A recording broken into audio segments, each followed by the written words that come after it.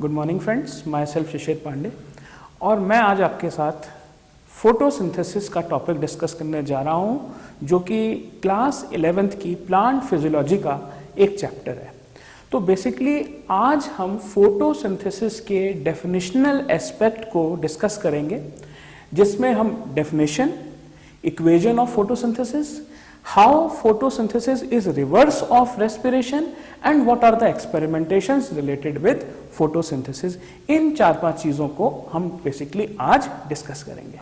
अब फोटोसिंथेसिस एक ऐसा प्रोसेस है जिसमें बेसिकली जो हमारे फोटो ऑटोट्रॉफ्स होते हैं वो रेडिएंट एनर्जी, दैट मीन्स जो सन की एनर्जी है उसको केमिकल एनर्जी में कन्वर्ट करते हैं।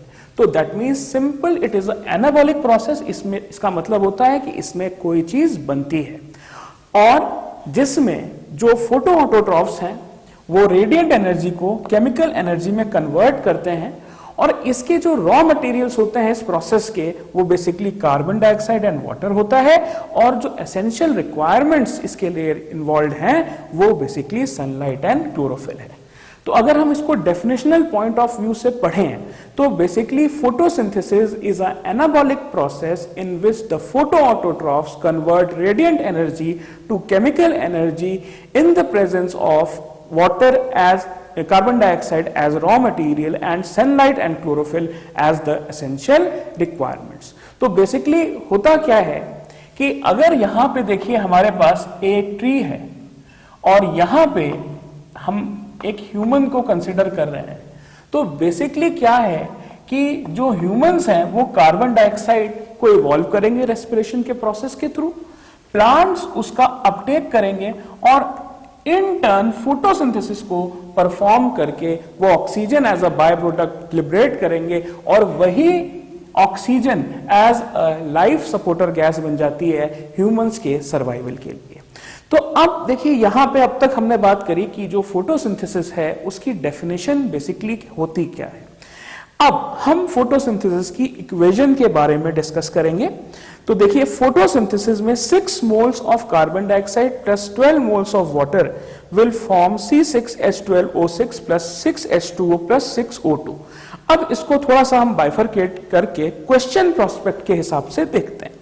तो बेसिकली यहां पे जो कार्बन डाइऑक्साइड एंड वाटर है, these are basically the raw materials। This is the question 1, that means what are the raw materials which are required for the process of photosynthesis is basically carbon dioxide and water।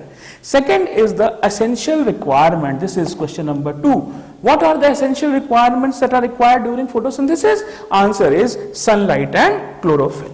The organic food matter which is synthesized is soluble sugars। We should not say glucose because glucose is never present in the plant system। It is glucose 6-phosphate which is present, which is converted to starch in the insoluble form। So organic matter synthesized are the sugars and the product which is recycled is water। यहां पे चौथा question जो हमारे पास बना कि product recycle जो है वो वाटर है। आप यहां पे ठीक से समझिएगा कि यहां पे 12 moles of water basically consume हो रहे हैं, लेकिन वो पूरे प्रोसेस के दौरान से 6 मोल्स ही कंज्यूम होते हैं और जो 6 मोल्स बच जाते हैं वो एक्चुअली वो वाटर के मोल्स होते हैं जो बेसिकली वापस से रिसाइकल हो जाते हैं। अब इसमें जो गैस इवॉल्व होती है दैट मीन्स ऑक्सीजन। जब मैं एरो अप की बात करूंगा तो दैट डेफिनेटली मीन्स कि oxygen is present in gaseous state and this is the by product of photosynthesis। This is question number 5। Question number 6 is this oxygen is a life supporter gas। Like how will you test the presence of oxygen that is evolved during the process of photosynthesis? उसको basically हम basically inverted funnel experiment जो मैं अभी आगे discuss करूंगा उससे deal करेंगे कि oxygen is the life supporter gas. It is basically supporting the life forms on this earth. अब यहां पे एक चीज इंपॉर्टेंट है कि ये 6 मोल्स ऑफ कार्बन डाइऑक्साइड एक साथ नहीं लगते। आगे जाके हम पढ़ेंगे, जब C3 साइकिल पढ़ेंगे तो हम देखेंगे कि एक मोल कार्बन डाइऑक्साइड का रुबिस्को एंजाइम के प्रेजेंस में एडअप होता चला जाता है और अल्टीमेटली उसका फिक्सेशन होता है शुगर के फॉर्म में। बेसिकली हमको ये देखना है कि जो यहाँ पे ऑक्सीजन इवॉल्व हो रही है ये कहाँ से आती है। तो ये बेसिकली फोटोलिसिस ऑफ वाटर जो होता है, जिसमें हम वाटर को यहाँ पे as a raw material use कर रहे हैं, उसका फोटोलिसिस होता है। और basically this oxygen comes from photolysis of water. So this again becomes an important question कि which process is involved in the evolution of oxygen in the process of photosynthesis? Answer है photolysis of water. अब देखिए हम basically यहाँ पे इस चीज को प्रूव करना चाहेंगे कि जो फोटोसिंथेसिस है वो रिवर्स होता है रेस्पिरेशन का। देखिए ये इंपॉर्टेंट क्वेश्चन होता है जो काफी बार मेडिकल एग्जामिनेशंस में हिट होता है कि आपको यहाँ पे एक रिवर्सिबिलिटी दिखाई जाती है कार्बन डाइऑक्साइड और ऑक्सीजन के प्रेजेंस में, और यहाँ पर ए और बी के फॉर्म में दो प्रोसेसेस आपको नेम करने पड़ते हैं। तो बेसिकली जो ए प्रोसेस है वो क्या होता है और जो बी प्रोसेस है वो क्या होता है। तो अब अगर हम इसको ध्यान से देखें तो ए प्रोसेस में बेसिकली देखिए फोटोसिंथेसिस में carbon dioxide is used as a gas and the gas which is evolved is oxygen. That means consumption of carbon dioxide कौन से प्रोसेस में हो रहा है और evolution of gas जो ऑक्सीजन है वो किस प्रोसेस में होती है। तो हमारा A आएगा फोटोसिंथेसिस। बी में अगर आप देखें तो बेसिकली रेस्पिरेशन में ऑक्सीडेशन ऑफ फूड प्रोडक्ट होता है जिसमें oxygen is used as a basically जिसको हम कहते हैं रॉ मटेरियल, और जो कार्बन डाइऑक्साइड है वो एज अ प्रोडक्ट लिबरेट होती है। दैट मीन्स कि जो प्रोसेस बी होगा वो रेस्पिरेशन होगा। अब बेसिकली हमें ये प्रूव करना है कि फोटोसिंथेसिस जो है वो रेस्पिरेशन का रिवर्स होता है। तो एक सिंपली हमको एक फॉर्मूला पता होना चाहिए, that is quotient. Quotient is nothing but it is the volume of gas evolved to the volume of gas consumed. इसी बेसिस पर हमारे पास दो फॉर्मूलेज बन जाते हैं, एक को हम फोटोसिंथेटिक क्वेश्चंट कहते हैं और एक को हम रेस्पिरेटरी क्वेश्चंट कहते हैं। तो photosynthetic quotient is basically the volume of oxygen evolved. तो volume of oxygen evolved to volume of carbon dioxide consumed, this becomes the general formula of PQ या photosynthetic question.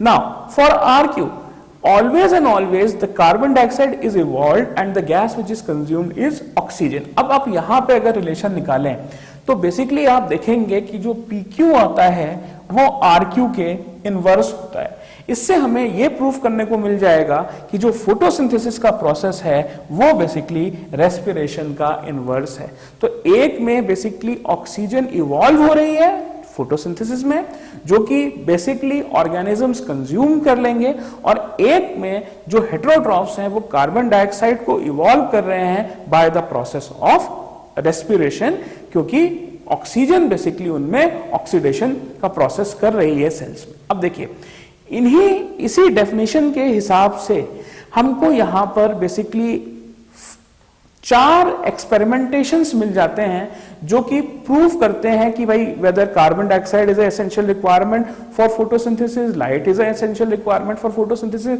Chlorophyll is essential for photosynthesis, and we have to prove that oxygen is evolved during the process of photosynthesis. अब basically कोई भी photosynthesis का process करने से पहले हमें एक चीज बहुत इंपॉर्टेंट ध्यान में रखनी होगी कि जो हम प्लांट यूज कर रहे हैं, क्योंकि हम प्लांट पे ही एक्सपेरिमेंटेशंस परफॉर्म करेंगे फोटोसिंथेसिस के, तो हमको उस प्लांट को कम से कम 24 to 48 आवर्स के लिए कंप्लीट डार्कनेस में रखना पड़ता है। इसका रीजन बहुत सिंपल है कि जो भी स्टार्च स्टोर्ड फॉर्म में प्लांट सेल्स में प्रेजेंट होगा वो बेसिकली सेल्स कंज्यूम कर जाएंगे। That means when we are keeping the plant in complete darkness for 24 to 48 hours we are actually deloading the starch. That means जब हम photosynthesis के experiments perform करेंगे तो वो एक्सपेरिमेंट्स में जो प्रेजेंट फॉर्म में स्टार्च या सॉल्युबल शुगर बना होगा वही स्टार्च टेस्ट को पॉजिटिव देगा। दैट मीन्स सबसे पहले हमें 24 to 48 आवर्स तक प्लांट को डार्कनेस में रखना है ताकि वो डी-स्टार्च हो जाए, और उसके बाद एक छोटा सा प्रोसेस परफॉर्म करना होता है जिसको हम स्टार्च टेस्ट के नाम से जानते हैं। तो इसमें हम कोई भी एक लीफ लेंगे और उस लीफ को हम बॉयल करेंगे वाटर में। जब हम उस लीफ को वाटर में बॉयल करते हैं तो जो उसके सेल्स हैं उसकी किलिंग हो जाती है।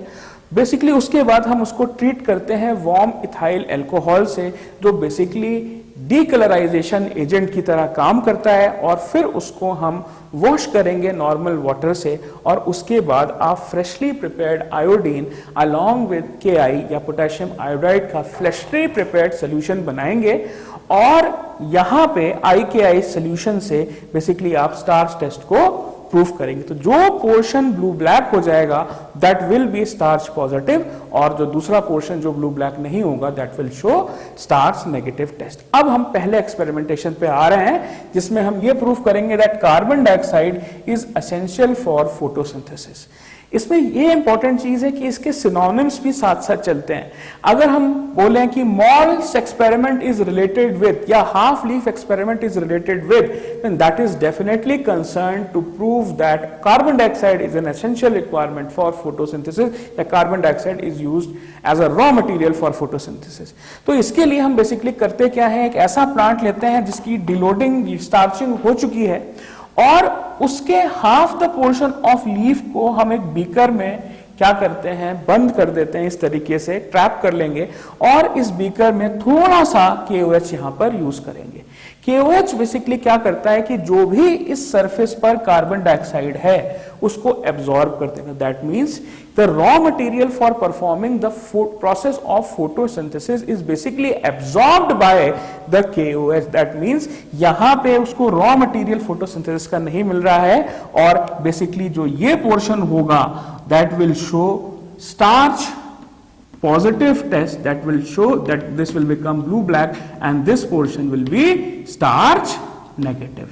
So this is a small experiment to prove that carbon dioxide is essential for the process of photosynthesis.